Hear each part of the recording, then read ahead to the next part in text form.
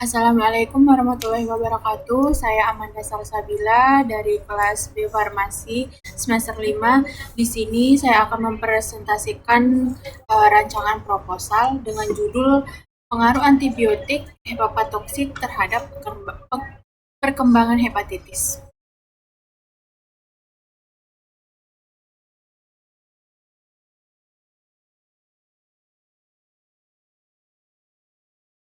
Gimana caranya?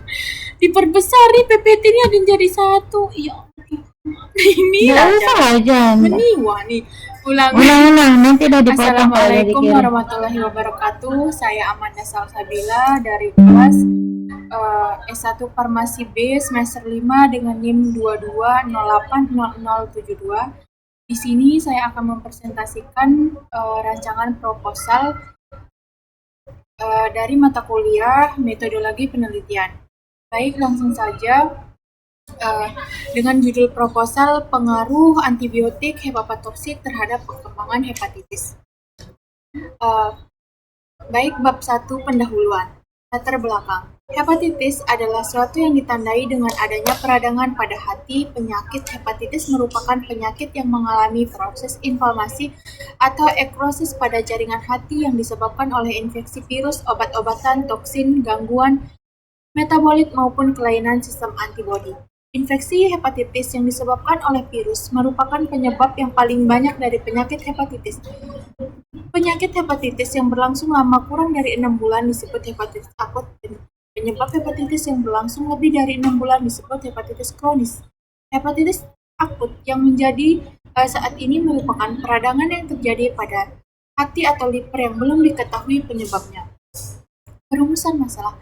Penggunaan antibiotik pada penderita hepatitis terutama B dan C dapat memberikan dampak negatif karena beberapa jenis antibiotik memiliki potensi hepatotoksik, yaitu kemampuan untuk merusak hati. Bagaimana kasus tidak ditemukan gejala demam maupun gejala lainnya. Pemeriksaan lainnya telah dilakukan dan virus pada hepatitis tipe A, B, C, D, E tidak ditemukan sebagian penyebab dari penyakit hepatitis ini. Demikian rumusan masalah di atas dapat disebutkan sebagai berikut. Pertama, apa alternatif pengobatan yang aman dan efektif untuk pasien hepatitis guna mengurangi risiko efektif hepatotoksik. Yang kedua, bagaimana tingkat keparahan fungsi hati yang berpengaruh oleh jenis dosis antibiotik yang bersifat hepatotoksik. Tujuannya diketahui alternatif pengobatan yang aman dan efektif untuk pasien untuk mengurangi risiko efek hepatotoksik, diketahui tingkat keparahan fungsi hati yang berpengaruh oleh jenis obat. Tinjauan pustaka. Hepatitis adalah peradangan hati yang dapat disebabkan oleh berbagai faktor termasuk infeksi, virus, konsumsi alkohol, obat-obatan, dan penyakit autoimun. Hepatitis dapat bersifat akut, berlangsung singkat, atau kronis, berlangsung lama. Jenis-jenis hepatitis yaitu hepatitis A, hepatitis B, hepatitis C, hepatitis D, hepatitis E. Gejala dan diagnosis hepatitis dapat bervariasi, mulai dari ringan hingga parah. Gejala umum meliputi kelelahan, nyeri, perut mual, dan tes darah untuk mendeteksi virus untuk menilai fungsi hati. Faktor penularan dari hepatitis ini adalah kontak dengan individu yang terinfeksi, penggunaan jarum suntik bersamaan, paparan terhadap darah terkontaminasi. Kerangka teori. Inilah kerangka teori yang akan saya sampaikan. Analisis. Kan enggak lihat saya nih kerangka teorinya. Nih, mana dia? Lama Tapi nggak lihat ada gambar di sini. Baiklah, inilah kerangka teori pada gambar tersebut, pada gambar ini. Kemudian kerangka konsep hipotesis utama penggunaan antibiotik secara signifikan peningkatan risiko perkembangan hepatitis pada individu yang mengonsumsinya. Hepatitis spesifik, semakin lama durasi penggunaan antibodi, hepatitis semakin tinggi kejadian hepatitis yang terinduksi. Hipotesis perbandingan, terdapat beberapa signifikan terhadap pasien hepatitis, antara lain pasien menggunakan antibiotik hepatotoksik dan mereka tidak menggunakan antibiotik sama sekali. Yang keempat, hipotesis interaksi antara antibiotik hepatotoksik dan obat lain akan meningkatkan risiko kerusakan hati dan perkembangan hepatitis. Metode tipe kohor dengan penyebaran kuesioner.